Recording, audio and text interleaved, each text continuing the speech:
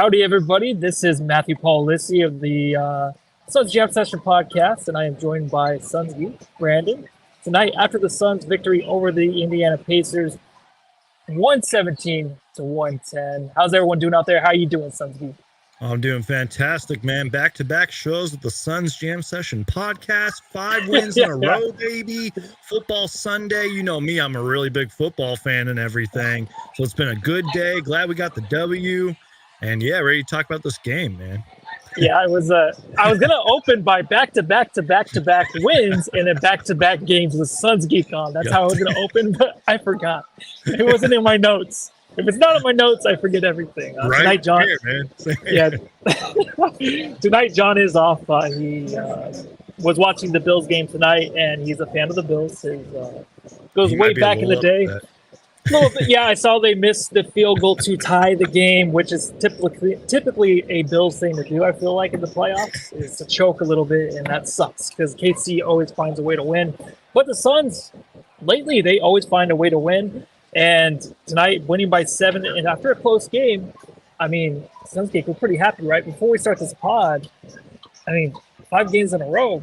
Did you see this coming after a couple weeks ago with the debacle and everything going on with KD wanting out and all that supposed talk? It's feeling pretty good to be a Suns fan right now, right? Yeah, it's really good to be a Suns fan right now, and I will take every single win I can get, especially in the loaded Western Conference. So I'm so glad we got the dub. 1 game at a time, Matthew. 1 game at a time, man. 1 game at a time is right. And Biscuits and the Bear, thank you again. $7 for the 7-point win. First time in Suns history, players score 40 points without making a free throw. 16th time in NBA history. Ugly win, but let's go. Biscuits and the Bear is talking about Kevin Durant in his historic performance tonight with 40 points after Booker scored 52 points a game ago. But before we get started, I got to find the drop, and let's go!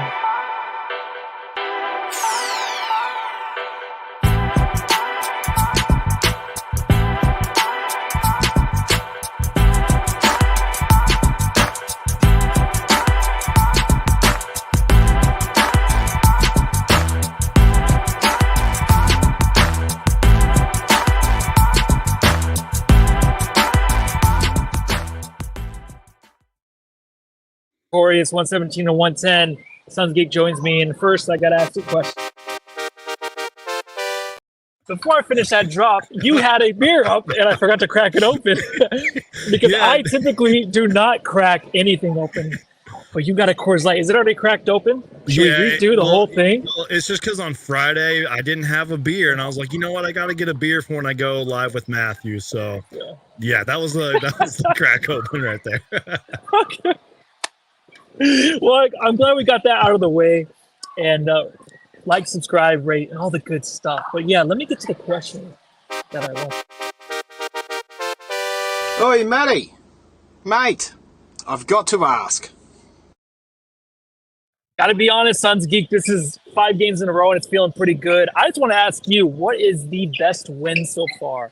Is it the win over the Pelicans? Is it the comeback win that happened many, many nights ago, but seemed like, oh, I'm sorry, it was only like 3 games ago against the Kings. It feels like a long time ago, though. Yeah, but I'm assuming that was probably the best moment, right, so far in the 5-game win streak. Or is it just the consistent play from Kevin Durant, Booker, and Beal, in spurts during, I don't know, during the win streak where you just are like, oh, one guy's not falling off. They're all kind of just gelling really well together. But what's your favorite moment so far? That's a great question. I was sort of talking about this with John. We had a little bit of a segment on this, but I will say it probably was that win against the Kings, because first off, that wasn't just some ordinary cliche comeback. That was a historic comeback that we haven't seen in a long time, especially with the Phoenix Suns. But I also was talking to John too, and I'm like, you got to be better than your last game. And even though tonight was kind of a mixed review, we were obviously incredible against the Pelicans the other night. So I'm going to answer the question with saying the best win of the season was against the Kings. You maybe could do an honorable mention for that Pelicans game. But again, just be better than your last game. And even though this game was a little too close for comfort at times, I'm glad we won. We won 5 in a row, man. Like I said, like John and I were going over the standings on Friday nights. It is a loaded Western Conference. You want to get every single win you can get. and I will take this win, man. Yeah, especially when a team is missing their star and Tyrese Halliburton tonight, who was out late scratch. He was out the game before, but I did see him in the shoot around, and he was just a late scratch, which kind of sucks. Is you want to see how this team will compete against, this Indiana Pacers team that has an all-star and Halliburton, and they just picked up Pascal Siakam. That would have been great, but we did get the win. But before we get into like the bench and how poorly they've been and how good the Pacers bench really is, let's get into this guy who's really, really freaking good. Who the heck are you? I'm Kevin Durant. You know who I am. Y'all know who I am. Did anybody see a sniper? Did anybody see anything? I'm one of the best players to ever play the game. Without a free throw, Kevin Durant has 40 points tonight, and who else didn't have free throws tonight was Nurkic. Well, he didn't play very much, and Grayson Allen. So it was really heavy, one-sided, really, with getting to the line or just getting the fouls drawn, and that was the Indiana Pacers. But tonight, Kevin Durant was magnificent, man. I think at times when you want to see the bench pick up the pieces and kind of keep that lead or keep the team in the game, the Suns still have to rely on one of the big three. And tonight it was Kevin Durant throughout the whole game that had the Suns back and made sure that they got this victory tonight, right? Yeah, absolutely, man. I mean, I remember when the Pacers had like rallied back from 14, all of a sudden Kevin Durant dropped like 14 on their heads when we seemed like we were going into a scoring drought. And I love how you started off that segment about Kevin Durant. You said 0 free throws, but you know what? I'm okay with that because there's a lot of games, especially this season and maybe a little bit last season, where Kevin Durant would have a whole bunch of points and people on Twitter would be like, oh, it's just because he got to the free throw line a lot. Who cares, man? I will take the 0 free throws because Kevin Durant was spectacular tonight.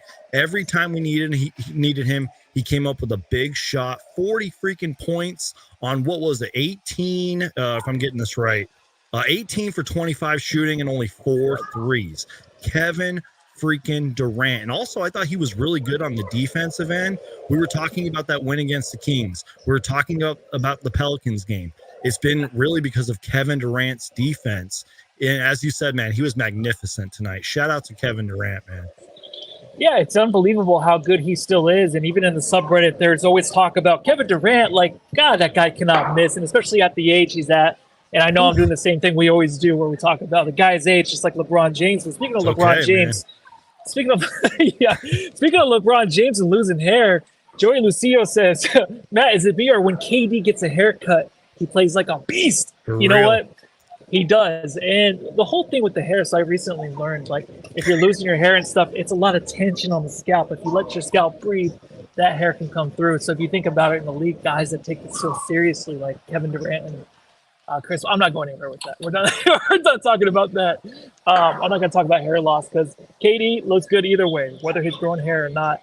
He's just killing it out there. So I did want to talk a little bit about the Suns bench, and you just saw the Indiana Pacers.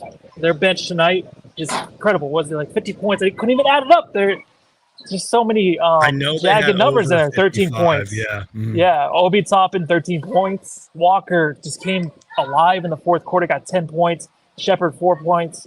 Jalen Smith returning the sticks, 15 points. Nembhard, 9, and then Mathurin had 4. The Suns bench obviously is a huge issue. I mean, the Pacers are the number one team in the league when it comes to bench scoring at 49 points. The Suns are 27th with 28 points per game. And we all know that. We all know it's an issue. We all know there's the big, I guess there's a little bit of a big deal about the Suns kind of adding a wing. But of course it would come with the likes of Grayson Allen leaving. I'm not sure if you talked about last pod with the Grayson Allen news, how he's getting involved with a lot of trade talks. But this bench, man, from Eubanks to KBD, it is just so disappointing how critical they're needed in situations on defense, scoring wise, and they're just not there. You can see it on their face where they are just having the hardest time at finding any kind of confidence.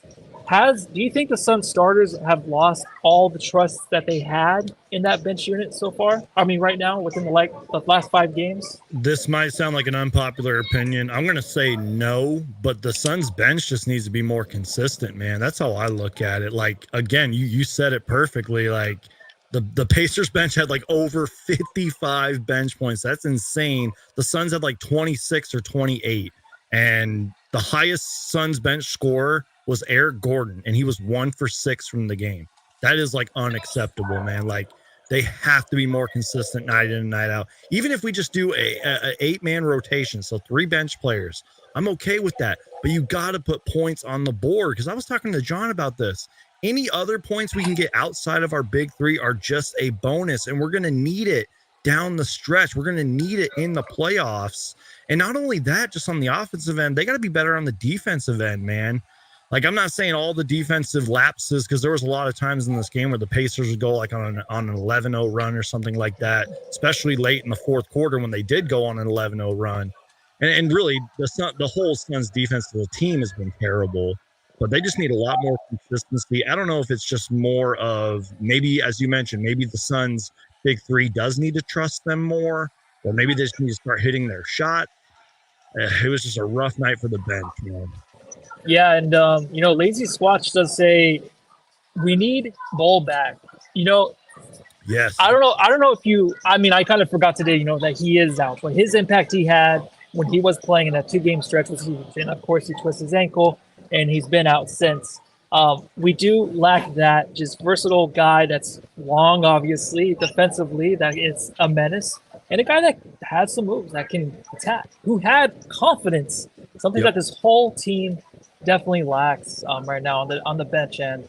I do want to talk about one guy in particular who played. It seemed like he played more minutes than he did, only with 11 minutes, but that's Drew Eubanks. Big Crank Eubanks. Crank that soul. Now I mean you. Crank that soul. Now I mean you. Crank that soul. Now I mean you. Crank that soul. Now what? That's a longer drop than I remember. I was like, wait, when is this one over? 12 seconds. Eubanks tonight played 11 minutes, but Nurkic got into foul trouble early. My thing is, I think the Suns really found something with that small ball lineup with KD at the 5. When KD came over to the Suns before with Brooklyn, I really liked the way that Brooklyn would end games with KD playing the 5. And that was the thing that I look forward to the Suns doing. Wasn't really seen as much until the last maybe few games, especially against the Kings. It was really noticeable. But tonight, I feel like they could have done better with just KD out there at the 5. I don't know your thoughts on that, because Eubanks to me right now, I mean, it's really bad. I mean, he had 3 points tonight, shot a free throw, and there was a picture of him taking a free throw, and it looked like it was a picture of him just constipated. I'm not trying to be so disgusting, but just at the line, like, he just looks so afraid to be anywhere on the court right now. He's falling down. He kind of lost his reach. He lost his lift defensively. But right now, 3 points tonight, 11 minutes. I mean, he could have filled some big shoes in Dirk tonight, but he just didn't really show up, did he? I just think because you started this off with talking about Bol earlier, and how Bol's kind of that like spark player, energy kind of player in a way. That's how I thought Drew Eubanks started off the season, because I was hyping up Drew Eubanks earlier on in the year. Then he kind of fell out of the rotation, and he was in there, throughout a good chunk of this game, especially with certain lineups out there. But like, I don't know how much of a contributor he was. Like, I don't know if he just wasn't setting hard enough screens or rim rolling. Obviously, the rebound's really, really tough to do when you're the best rebounder out there, because we were doing the death lineup, if you will. Drew Eubanks was out there at times, but I don't know, man. He hasn't, like a lot of our bench, they haven't been consistent. They're not hitting shots. In Drew Eubanks' case, not grabbing rebounds or playing great defense. Although there was a few times I thought he competed on defense. I don't know, man. This Suns bench is just so hard to analyze. And I'm not asking Drew Eubanks to go out there and score 10 points, but I am asking him to go out there and play some good defense and compete. And tonight was just not really a good night for him, man. No, it wasn't. And I know we kind of started the pod just like kind of hitting on some little things here or there that are a little upsetting at times. But, coming through with the win was really big tonight for the Suns. It really showed that they can close out games. I know the fourth quarter thing has always been a thing this year for the Suns, but we kind of are getting back in sync where they can figure things out against a team like the Pacers, who offensively, even without Halliburton, are one of the best in the league. And to put a stop to that, I mean, I feel like you have to give thanks to Bradley Beal for sure. And she said, "You're not the only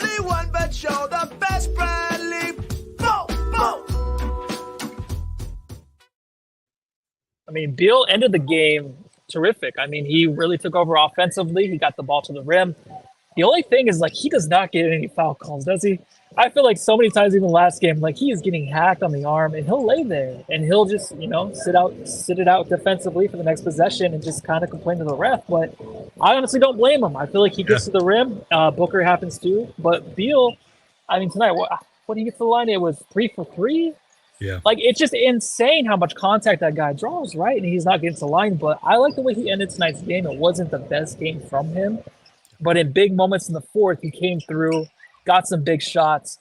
And when he relied so heavily on the big three, it was easy for him to really, really just get to the rim and just blow by whoever was defending him at the time.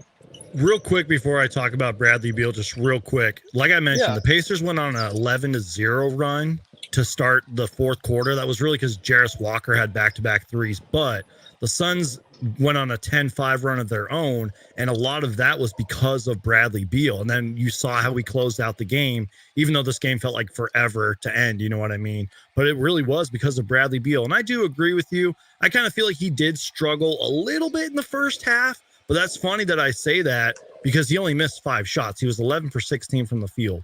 But the way he closed out this game, when he was dribbling the ball through his legs and driving and attacking the rim, I was like, oh, he's on one right now.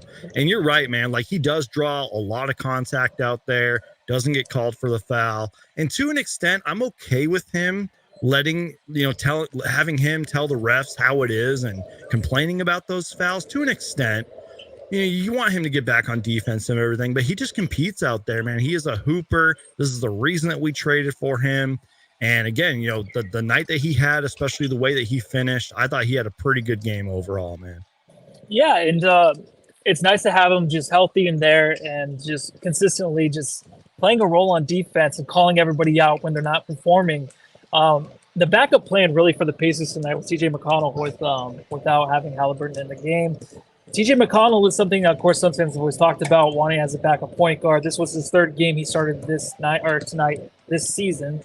And he did a pretty good job. I mean, what you're seeing from him is kind of what the Suns want. In the first quarter, he did good. I'm reading his stats. I'm like, dude, I remember coming out in the first. I was like, dude, that'd be nice to have. But only 12 minutes tonight. Did he leave with the injury or something? I didn't see that. I think Jalen Smith This is bad reporting actually from did. Because I swear to God, I saw Jalen Smith actually go to the locker room after he was cooking us like in the first half. Oh. I don't know if TJ McConnell did, but I know Jalen Smith did. Because I'm like 12 minutes, 4 points, 3 assists. He seemed like he struggled. Yeah, I mean, it seems like a normal Suns bench player. But it was nice to see that, they have that as like kind of their backup plan for Tyrese Halliburton when he is out. And the Suns' backup due to injury is just, the next guy up. And the next guy up is not really there right now for the Suns. So I think what the Suns are doing right now with the big three and relying on them so heavily in this first team, is this something you're kind of worried about? Or just write it out. Just go through the trade deadline, see what happens, see if there's a name that pops up. Right now, I think the Suns, obviously during the regular season, can handle themselves with their lineup they have right now. And even when Bol comes back, I think that's huge. But do you think they can just kind of write this out for the next few weeks until the trade deadline? Yeah, I mean, let's be real. Even though the trade deadline is approaching, there's still a lot of games left to be played until then, and we'll probably be having a completely different conversation closer to the trade deadline. But the way that I look at it is like maybe there's a couple tweaks, a couple small trades we need to make, but I don't think anything massive is going to happen.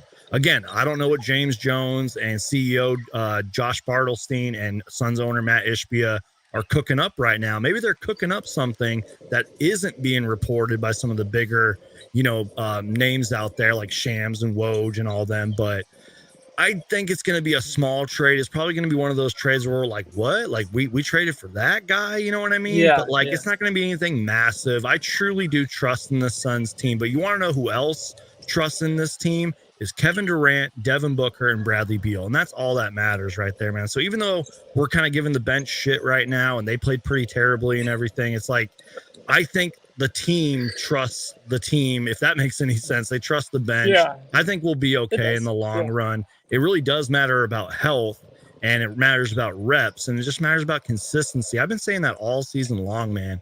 We just need consistency in so many areas of the game.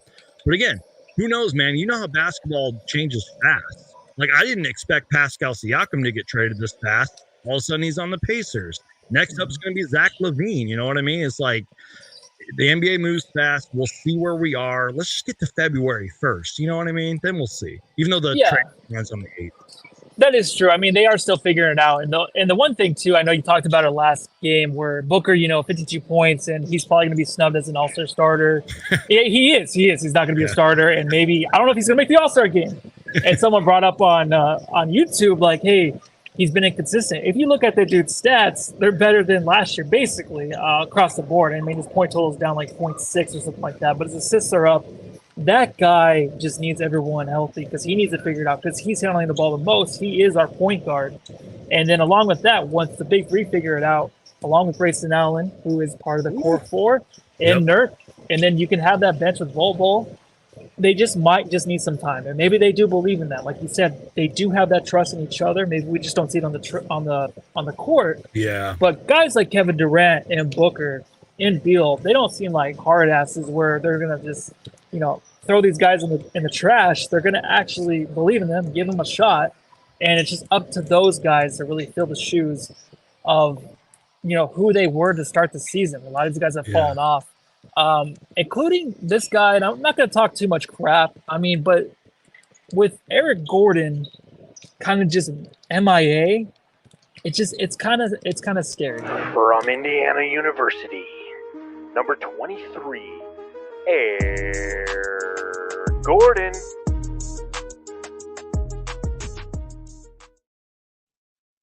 Yeah, and K Cassidy 90, I'll take the win. Go Suns. I'll take it too. But let's talk about Eric Gordon because the question keeps coming up from CL Oracle, Landry Shamet or not Eric Gordon. I'm not doing this thing with Shamet anymore. But has Eric Gordon fell into the Shamet zone? Is that something, Chasters, we should bring up or?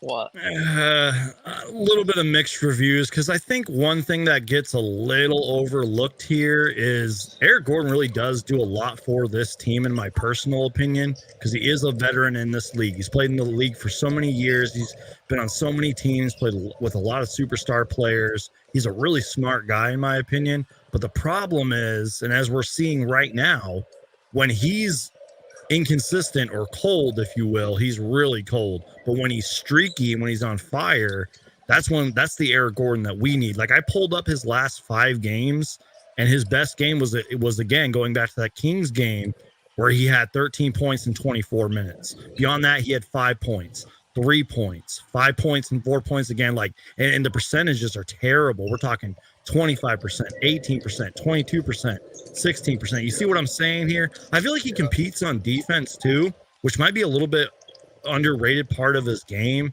but he's really been struggling, man. We need him to get out of this funk, but unfortunately, the way you get out of that is just to keep shooting, man. So don't really know if that answers your question necessarily. I'm still a believer in Eric Gordon, but again, this goes back to the bench talk. We've been having this conversation since the podcast started. They need to be better, man. I know it's not that simple, but I don't know. What do you think about it? Well, I mean, I don't know, because I'm kind of in the mode where I'm waiting for him to heat up, obviously. But I think this is what we're going to get from Eric Gordon, where he's going to give you one really solid game, and then he'll kind of fall off. Yeah. And the Kings game, like, even that game, like, he struggled, but then he got hot when everyone else got hot. That big run to come back. Sorry if I'm looking up here because I have 2 screens. No, it's okay. I'm looking at this one, and then I'm looking at this one. So it's not like there's somebody I'm talking to. I'm talking to you and everybody else. So I believe the fact that we have a guy that can be solid off the bench and really win a game for us. But then if he's not as consistent as like a Grayson Allen, who, has been a starter his career, and maybe we thought he would be a guy coming off the bench, then it's kind of scary because no one else is stepping up. That's how I look at it. It's like if Eric Gordon was the way he is right now, like the way he's shooting, but other guys are stepping up, like KBD, maybe get us a couple threes, Okogie being more consistent, getting to the rim like he used to and finishing around the rim, Eubanks having 14 in 6 games once in a while, then it's fine. I think I'm okay with EG being this way, but he has to step up in a different level now. Now that this bench is just terrible, they have to find something in him, and he has to find it. I don't know how long it's going to take, but I think I will give it a couple weeks and just see what happens, because I don't want them to make any drastic changes right now, just because 5-game win streak, the big three, they're filling up the stat sheet, they're doing their healthy. job. Yeah, exactly. So Fingers I don't want crossed they're healthy. Yeah, I know. I don't want anything to happen. But did you have anything in your notes on the Pacers tonight and how well they've been playing over there on the east side of things? Like they're quite the team offensively, defensively, one of the worst in the league. Yeah. But it was sucky not to see Tyrese Halliburton tonight. But I kind of like what they have as a squad. And I know there was no Tyrese, and we barely beat them without that guy. But still, offensively, they're a juggernaut. Their bench is a juggernaut. So with our bench sucking and the big three having filled those shoes, it's kind of nice to see the Suns beat this team even without Tyrese. Don't you think it's not such a big deal when you look at the stats? You go, oh, where's he at? Where's Tyrese? And they only won by 7? That's not a big deal, right? I'm actually glad you brought this up, because there was somebody in the comments section. I think, I'm sorry, I got to pick on you, Cody Kid, for saying this. You're like, oh, we barely beat the Pacers without Tyrese Halliburton. Okay, first off, the Pacers have been a pretty good team throughout most of this year. Like, yeah, they're terrible on defense and everything, but they're a really good offensive team. And I was talking about this the day they traded for Pascal Siakam, and I was talking about it on Friday with John. They didn't give up a lot of their young core. And guess what we saw a lot of tonight was their young core, especially their bench. Like, they have some solid bench players on the team. Like Jalen Smith, for example, was cooking us in the first half before he went to the locker room. But they also got Obi Toppin, who was a really underrated pickup this offseason for them. They got guys like Andrew Nembhard, Ben Shepherd, Bennett Math. I can't even say his name. Matherin, excuse me.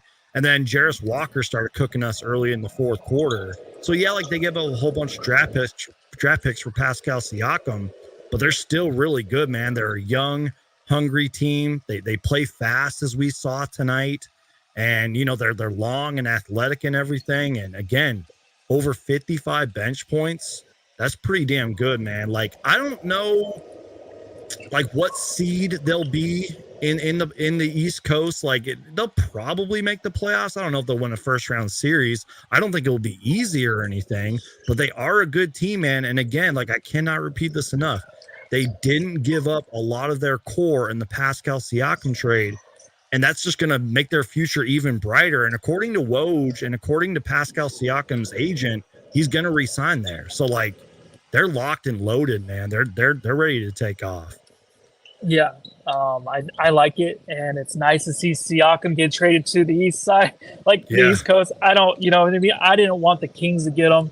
I love Siakam. He was for us, yeah. Oh yeah. And I think the Kings are like one piece away from being more dominant. They know they are. They've been together for a couple years. Lately.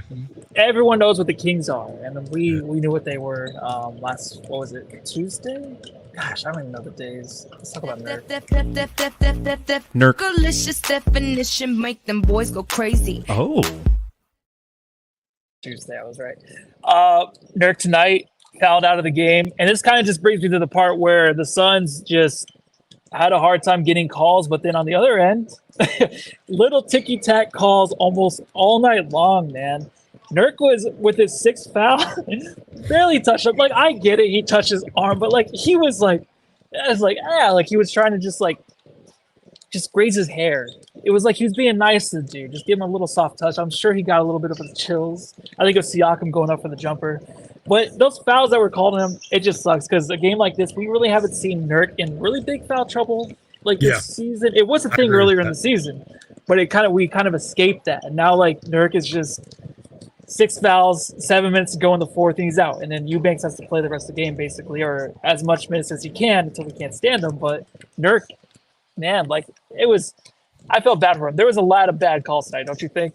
I'm glad you ended with that, because in all fairness to Nurkic, there was a lot of bad calls, because we had that early challenge in the game. I forgot if it was a Kevin Durant or a Devin Booker foul, but they reversed the call because it wasn't a foul. Like, KD got 2 fouls early, and there was just a lot of ticky-tack Like, I barely touched you and it was the foul calls. And speaking of Nurkic, I think the Aussie Suns fans, shout out to them, by the way, they brought up to check out his Twitter. Nurkic literally posted this on his Twitter because he's hilarious like that. Yeah. By the way, he's a great teammate, by the way. He's always posting tweets of his players and all that. Shout out to Yusuf Nurkic, man. You were the absolute best.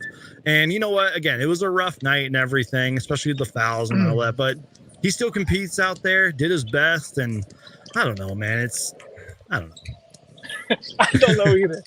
And I don't know what to do with this drop.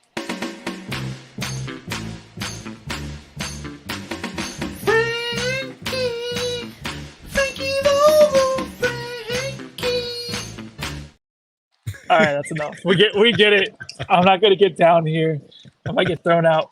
No talk anymore about firing Frank Vogel, head coach of the Phoenix Suns. If there's somebody out there that doesn't know, there are probably still some people out there that want it to happen. I just want to ask you, how much of this turnaround and stuff is Frank Vogel, or is it just the big three and everybody else gelling, or is it a combination? Because to me, I always feel like it's a players' league. It's up to the players to get shit done and pay attention. I think if you have a good coach in Frank Vogel, you should be,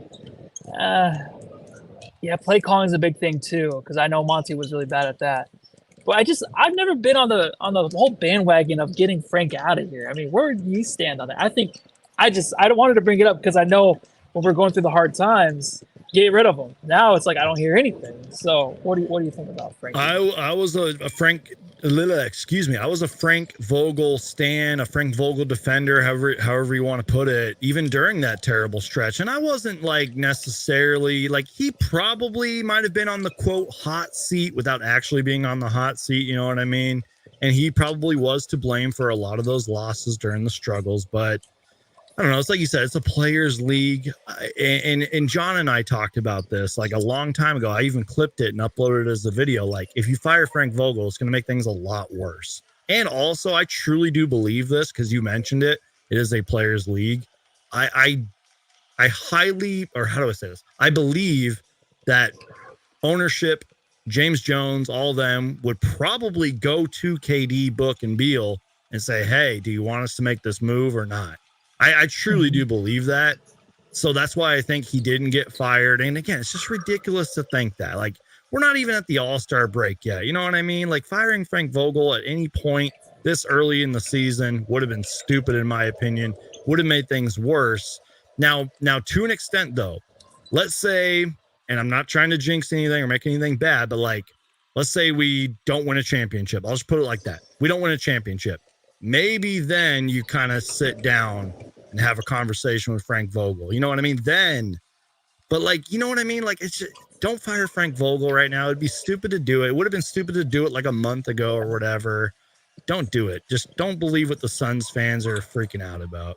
No, I'm totally with you on that. I think that what the Suns are doing right now with the 5-game win streak is they're keeping the noise out, but they always know, like, he's going to stay because you can't just fire a guy when there's injuries happening, right? You got to see how that plays along, and everyone wants to get Beal out of here. Happen.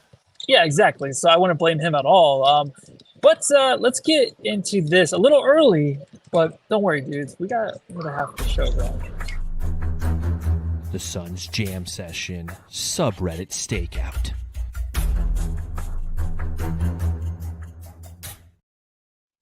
First off, I just want to say, subreddit stakeout with John playing Batman. Is it the best thing ever or what? It makes me giggle. I took a couple pictures of it that night. It was so funny, man. I don't know how he does that and still has this voice left to go. He's so great at that, man. It's so good, dude. But I'm going to be pretty boring tonight. But subreddit for the Pacers. I must admit, Siakam is higher all time than Durant. Who agrees? I don't know what if this guy's like higher than anybody I ever heard. He must be on crack because that doesn't make any sense. This Siakam guy might end up being as good as TJ Warren. So that person went opposite, saying he's just as good as TJ Warren. And I don't even know. Is TJ Warren in the league anymore? No, not in the league. Okay. Probably should be on a roster, but do you remember? I'm surprised he didn't get picked up this offseason. That's all I'm saying. Yeah, I remember we were excited to have him back last year, but I know that the bubble TJ thing. Remember when that was the thing where we traded him and everyone was so Everyone was upset giving us shit for that. He was scoring like 40 points a game, and then everyone's just like, ironically, wasn't it why the would you trade Indiana him? Pacers team account? I think they ended up deleting the tweet, but they said like cash considerations or whatever. I swear to God, it was the Pacers, and then he just like went nuts in the bubble. I could be wrong on that, but I swear to God, that was a thing once. That it was a thing, and Jamster's back us up on that because I never know what's going on. This team is years away from contending. I don't know if they're years away, and I'm going to say something. Like OKC this year, I predicted them to be second in the West, and they're still second in the They're West. good. I kind of see this maybe next year, but I think with the Pacers. Right now, the Pacers, obviously, they have a chance to contend in the playoffs because I think their offense is just so explosive. And I think what they have in Tyrese is a guy now that, of course, articles released, everybody wants to come here now, including Siakam, who's walking around right there. Should I go say hi? No, just jump off the balcony. They want to come here and play with them. And they'll not contend this year, but they're going to be very, very competitive, I think. They have a very, very good roster, I think. They're not that far away from it. Brutal miss in the Chiefs-Bills game. Sorry, John. And then that's when I found out they missed the field goal because I wasn't watching it. Everybody around me had it on, watching the Bills and Chiefs game, but I kind of stayed away from it. Did you watch any football this weekend? Casually, and saying that is an understatement. Like, I am the understatement of a casual football fan because I can name you like 3 or 4 players and that's it. And I have no clue what's going on half the time, but I like to watch it. It's fun. But yeah, I did actually sit down and actually watched a little bit of football. But then I realized the Suns were on. I realized I had videos to do. So, but I'm rocking the Cardinals hat. Gotta support the Cardinals, Yeah, and, I just noticed it was a Cardinals hat. Just like all season long, we're talking about Headband Book, and this was like 2 weeks ago, and I was like, well, how many games has he worn a headband? And John's like, he's worn a headband all season long, and I'm like, what? I don't. So I'm gonna. His brother's funny, man. He tweeted out headband book or no headband book after that big game. He had the 52 points. That's hilarious. Yeah. Wait, whose brother? Devin Booker's brother. He tweeted I forgot he had a brother. Yeah, he tweeted it. It was funny, man. That is funny. Hopefully, he's not as annoying as Patrick Mahomes' brother. I know that guy's pretty annoying and should be in jail or something. I don't know. Yeah, I'm like, he's been in a lot of legal trouble. Yeah. Did you see what's his name? Travis Kelce's brother tonight? Yes, and like it was on, and the beer, was that a regular sized beer? I was like, is that a mini beer? They look like a tiny beer. Yeah, exactly. I was like, is that a mini beer? Is that a real size beer? That's gonna be me when the Phoenix Suns win the championship this year. I'm gonna have my shirt off with a beer in my hand in Phoenix. It's gonna be amazing. You're gonna be outside in the cold. Yes. I don't know where that's gonna be during the summer. This podcast is all over the place. I love it, man. And this is what Suns fans hopefully you have it hairy. Yeah, hopefully you're as hairy as that dude too, because it'd be even funnier. Toppin has such a high release point. He needs to be more confident shooting over guys. So I did notice that Obi Toppin, like his jump shot, and I know we always compare him to Amari, but his jump shot just to calm down a little bit. I was watching Zion the other night, obviously, because he was playing the Suns, and I just was like, that dude has not slowed down. You know what I mean? Like Zion has been in the league. What is this, his 4th year? He has not worked on his control of speed. Like he gets into things so quickly.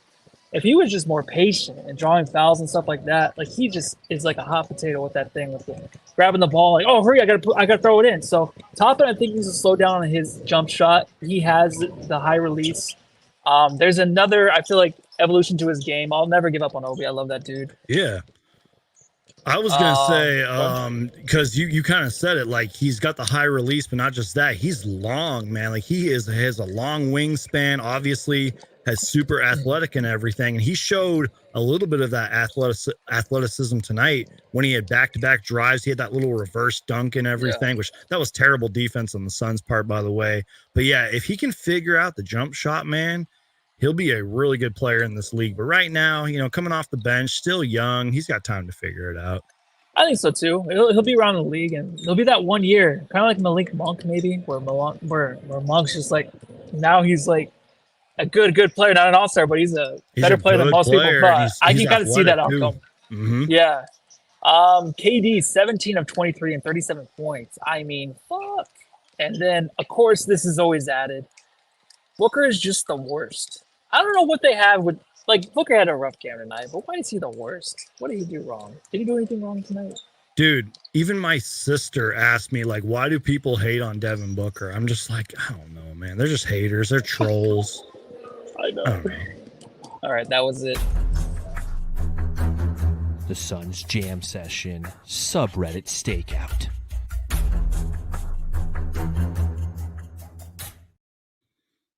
Before we get into Jamstar, do you have anything else you would like to go over from the game before we talk about future Suns and Jamstars?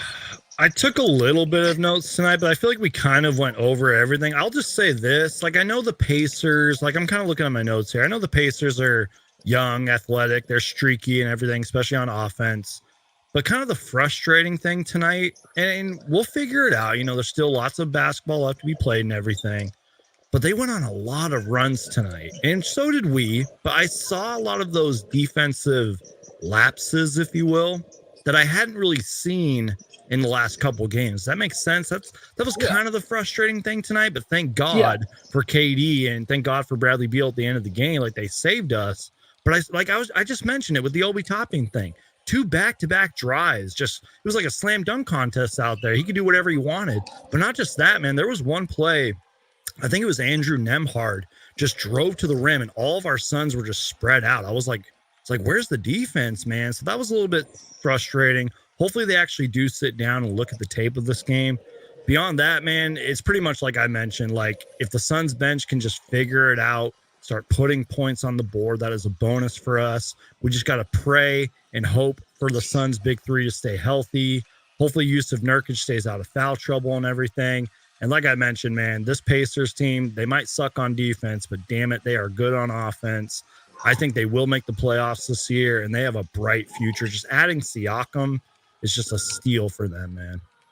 Yeah, and it usually takes a little bit to get into rhythm with things with a new guy like that who's the status of Siakam. He's going to want the ball a lot, and him working with Halliburton is going to be very fun to watch. John Tran, really quick. Haha, Matt's disguise for stakeout is glasses off. So glasses off, emo. Glasses on is coffee shop guy. So, like I said, I guess that's the disguise I had. But, yeah, so I don't think I had much from the game. So we'll go ahead and do Jam.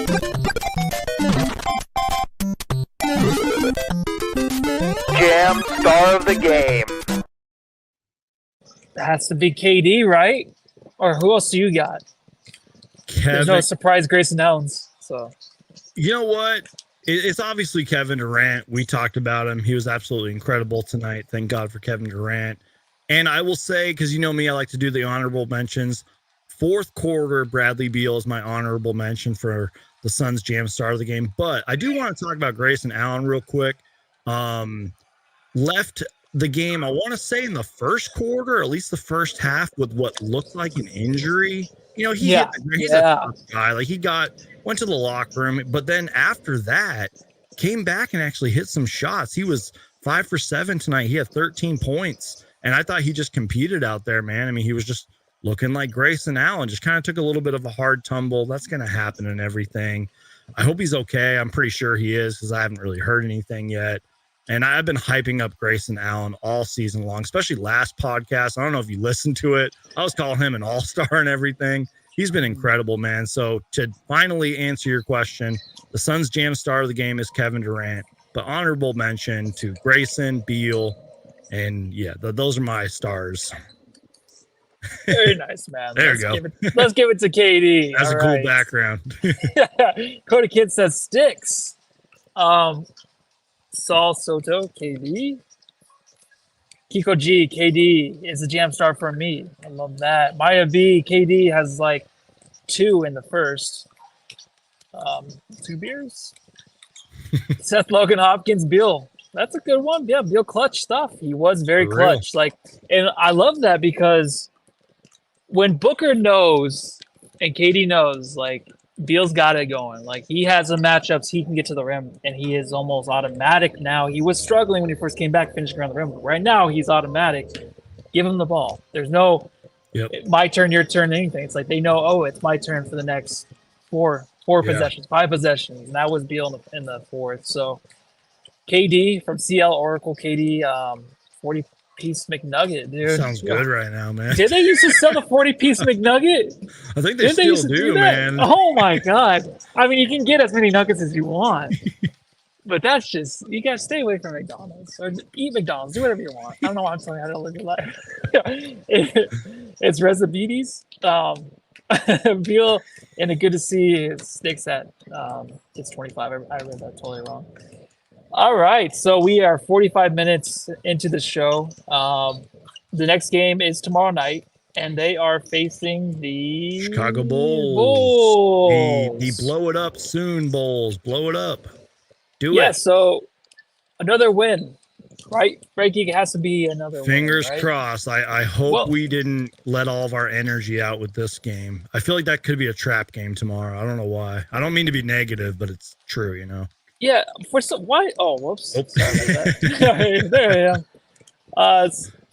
I thought weren't they like picking it up? Weren't they like winning games? A little bit, surprisingly. And Kobe White's been playing incredible for them as of late.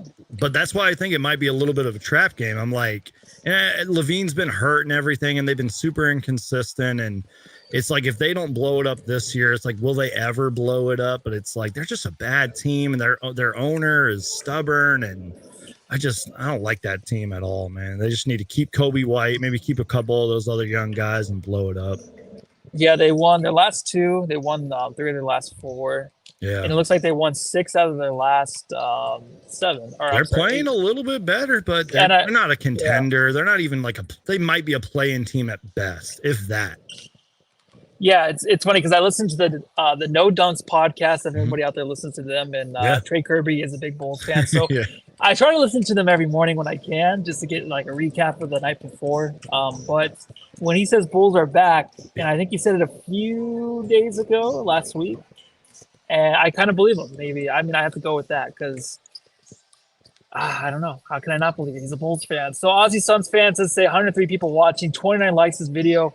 Like the video, subscribe, do what you can to help us out. Tonight we're probably going to end it a little bit earlier so I can get out of here, drive home, and tuck myself in. Anything else, SunsGeek? I mean, let everyone knows who you are already, unless you're a new watcher out there. SunsGeek, where can they find you, man? Yeah, I mean, if you are a new watcher of both of our channels, please subscribe to both of us. You know, follow the podcasts, the Suns Jam Session podcast and everything. Just check out the description. That's where all of our info is. But obviously on YouTube, I'm constantly uploading videos and live shows and YouTube shorts. If it has to deal with the Phoenix Suns, I'm going to make a video about it. And again, man, it's always a pleasure to be on here with you guys. Anytime you guys need me, I'll do my best to fill in. And also check out the Aussie Suns Fans podcast as well. I love working with those guys. They're great guys. But also, just real quick before we end, because I'm one of these kind of people, I'm excited for February, man, because we got the trade deadline. Then a couple days later, we got the Super Bowl. And then it's All-Star Weekend, baby. I am hyped. Cannot wait for that. It's going to be an incredible month of February. And yeah, I mean, again, just subscribe to both of us. Check us out. And thank you so much for having me back on, man. It's always a blast to work with you and John. Oh, yeah. Well, thank you so much for being on, like always. And I love having you on. And really quick, you did bring up the All-Star game. I just want to hit on this really quick. We have a few more minutes. Let's go for it. The Clippers got the 2026 All-Star game. Do you think Ishbia is killing himself over that? Or is this place not yet built to the way it's supposed to look for the All-Star game? Because I feel like the Suns should be next in line, right? This place is rebuilt. Yeah. Phoenix is booming. It's the place to be. I mean, the guys on this team, you just have to know that the Suns are in line 27, 28, soon after that, right? Yeah, I'm glad you asked this, actually. And that's a fair question. I'm sure maybe Ishbia's kicking himself a little bit, but then again, it is LA. It kind of surprised me a little bit when they announced that, but then again, it's Los Angeles. Like, it is what it is. But I hope in 2027 or at latest 2028, because if you think about it, Suns fans, that's really not that far off. It's like 4 years, or 3 or 4 years or whatever. I hope we get it then, because the Phoenix Mercury have the All-Star game this year. You know what I mean? So that's going to be pretty cool. But like, I wish it was here at least in the next few years. Hopefully we get the next one. We haven't had an All-Star game here since what, 2009? Like, come on, man. Yeah. And even before then, it was in 1995. So I hope the NBA committee or whoever is, you know, in charge of that will give us an All-Star game, especially since the WNBA will be here this year. You know what I mean? Yeah, I know. And I think Phoenix is ready for it. I think it's always been a town where you can come and party and hang out. But really quick, too, before we get out of here, Indiana, the airport, they have did you see this in the airport? But I guess you can't play basketball, but that would be the funnest thing ever if you can actually go to the airport, you arrive, and there's a huge court there. And, you know, right now there's a lot of travel, you know, a lot of planes, a lot of delays out there. A lot of planes, a lot of delays. That made no sense. But when you're delayed, play some hoop. 1-on-1, 2-on-2, 5-on-5. That's what they should be able to do. But they're not allowed to play. I think they're just supposed to walk. They can walk on it. But that's a pretty cool thing to have, to bring in the All-Stars. So probably just like injury concerns, or, you know, people getting in fights, or, you know, doing all that stuff. Like, I get it, but that kind of sucks. So like, you put that court out there and you can't do anything but walk on it, maybe take a picture. I don't know, but it's still kind of cool though. I'm not gonna lie, I don't think I've ever seen that before, so that's pretty cool. No, it's pretty awesome. I saw that last week on No Dogs. I was like, what? That's so sick. The Suns should just have that. I feel like HBO should have a court everywhere. There's room for a court for people to play. All the old courts, just throw them. Like, whenever he rebuilds the Suns training facility, take those other courts and put them random, like Arizona Mills or some kind of mall or something. It'd be fun. But before I get out here, I want to say, everyone go home, love your family. But I do truly mean it. Just go out there, love your family, because they're the only ones that matter to you. And that's why I say it after every pod. So thank you, SunsGeek, for joining. And everyone have a good night.